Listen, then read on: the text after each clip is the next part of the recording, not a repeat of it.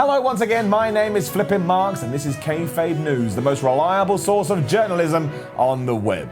Except for your uncle's Facebook page, where he proves that climate change is a lie perpetuated by liberal elites with the complicity of thousands of corrupt scientists paid off by a shadow government, because that makes complete sense, obviously.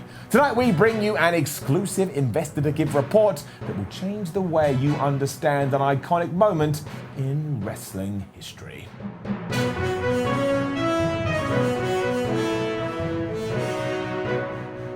For more than 2 decades, fans of professional sports entertainment have wrestled with a mystery of their own. That mystery: what on earth did Bret Hangman Hart spell out in the air with his finger following the infamous Montreal Screwjob?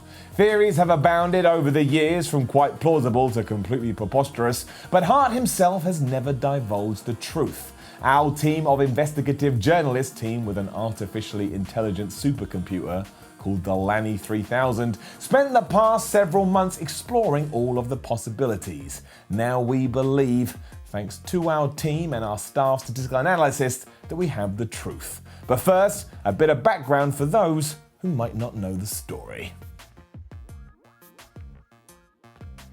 In the fall of 1997, WWE, formerly WWF or the World Wildlife Fund, hosted its annual Survivor Series in the city of Montreal, Ontario, Canada. The main event pitted Montreal native Bret Hangman Hart against his arch nemesis, the show staller, the heartbroken kid Shawn Michael. During the course of the match, Michael managed to grab the Hangman in Hart's own popular signature hold, the shapeshifter.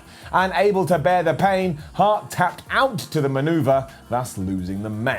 Hart was clearly sad to lose a match in front of his hometown crowd, especially because he'd submitted to his own maneuver, and this displeasure was evident on his face. He took his frustrations out on ringside commentary equipment, which miraculously was not already decimated from previous bouts. Adding to Hart's dismay, he accidentally sneezed in the direction of WWE commentator Vince "What a Maneuver" McMahon, resulting in a blob of phlegm accidentally hitting McMahon in the face. Apparently mortified by all of this, Hart then faced the camera and used his finger to spell something out in the air.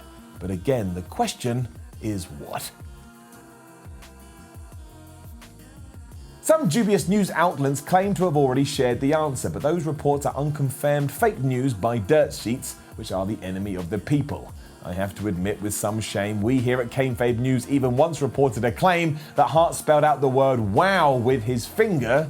This theory seemed plausible at the time, because he had just tapped out to his own maneuver in front of his hometown people. Why wouldn't he say wow? But a closer analysis by a Harvard physiologist confirmed that the subtle muscular movements of Hart's right deltoid completely rule out the why hypothesis. We apologize for that previous error. The reporter responsible for that mistake has been fired. So what was the excellence of exhibition spelling in the air? Some experts believe he was paying tribute to his mother Helen Hart by spelling mum. Mrs. Hart reportedly was visiting Australia at the time, where Hart's upside-down spelling of the word would have appeared right side up. This theory is supported by the fact that Helen Hart was indeed in Australia at the time, but according to several experts, images on television do not appear upside down there. I find that absolutely hard to believe, but hey, science doesn't lie. We consulted an Egyptologist who suggests that Hart was actually drawing hieroglyphics in the air. It has been proposed that Hart drew images of a vulture, a coiled viper, and a trident. According to the Egyptologist, this was Hart's coded request for a rematch. Adding credibility to this hypothesis is Hart's educational background in Egyptology. He has a master's degree in the subject, but the theory falls apart when you realize that vulture, viper, trident actually translates to "my pyramid is full of eels," and that has nothing to do with pro wrestling. So with that theory out the window, we need some more, and here are some others, but a lot of them seem absolutely ridiculous to me. But it's Kayfabe News and we'll always give you what we have. Number 1. Hart was just making grand gestures with his right arm to misdirect fans' attention so they wouldn't notice that his left testicle had accidentally popped out of his tights. Number 2. Hart had a small radio device in his ear for listening to music, and he was merely moving his arm in the air hoping for a better reception. 3. Hart, who suffers from OCD, was simply pointing at all the fans he spotted in the crowd wearing red shirts, a nightly ritual that helps him relax.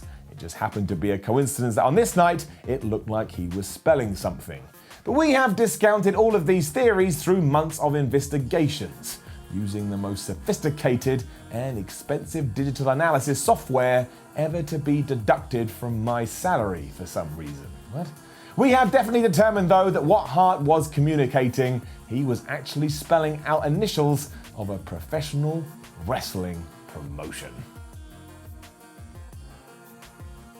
We will break it down for you. First, he does draw the big W, that is pretty obvious. Then, although his aim is a bit off, he draws a big circle around that first W. Lastly, he draws a second W nestled within the first, which means yes, his aim is off again, but that's irrelevant. He has, though, drawn the WWE logo and circled it for emphasis. In hindsight, isn't that obvious? Some tin-foil hat-wearing conspiracy theorists have suggested that he was spelling out the name of WWE's biggest rival promotion, WCW, but that is preposterous. Why would he do that? He worked for WWE. You people sheesh, I swear, you will believe anything. But here is the truth. Bret Hangman Hart drew the WWE logo in the air. He was always a great ambassador for the company. I mean, look, he still frequently appears on WWE programming, for goodness sake. Also, here's a little known fact. After Survivor Series went off the air, Hart remained in the ring and spelled out the words "Merci beaucoup" to the Montreal fans. If you don't know what that means,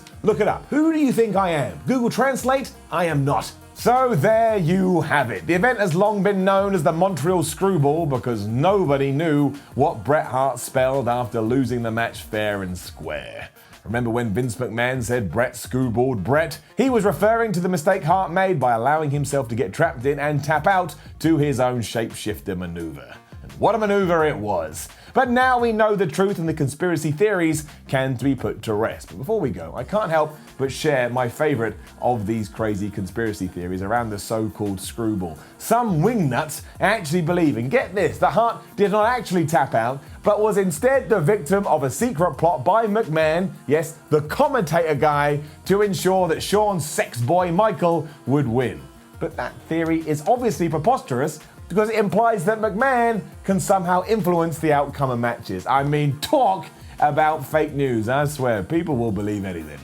Do you want to support your favorite independent wrestlers by getting some great merch? Then you have to check out Pro Wrestling Tees. You don't have to be British to enjoy tea time when you sit away on a cup of Earl Grey Hebner or Orange Cassidy Picot. Pro Wrestling Tees has a tea for every taste, whether you prefer Aiden English Breakfast, Teddy Oolong, Jordan Chamomile, or Chai Dillinger. With Pro Wrestling Tees, you'll never want to stop teabagging.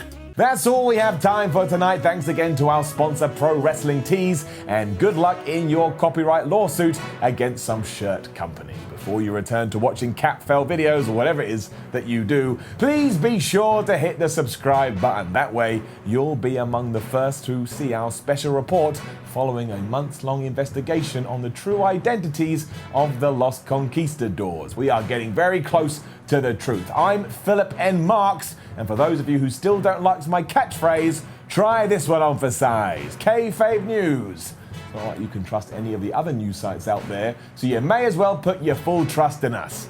Better? Good. Right, are we off air? My word. Sometimes I get sick of pandering to all those flipping marks. Daniel Bryan was right there. Fickle. So fickle. Do you know that I actually eat 16 eggs a day? It's true. I'm not lying. I'm not. What do you want? We need. Speak up, boy. We need 30 more seconds for the ad revenue. You want me to keep going just so that we can increase the ad revenue? You do realize that without me this show would be nothing. We don't need ad revenue. We don't need Pro Wrestling Tees, which is a terrible pun to begin with. We need more flipping marks. If you wanted anything new, you should have just said, "Hi Phil, do you mind just talking wonderfully for the next few seconds?" But you didn't. You want me to rant and rave just so you can get the advertising money up. Let's not forget, by the way, that everybody around here gets paid more than me, and this damn show would be nothing if it wasn't for me. I am essentially the Vince McMahon of the Kayfabe news world. It's just absolutely disgusting. I don't know why I do it. It's still true, by the way. I do have 16 eggs, so you better be impressed. Unbelievable.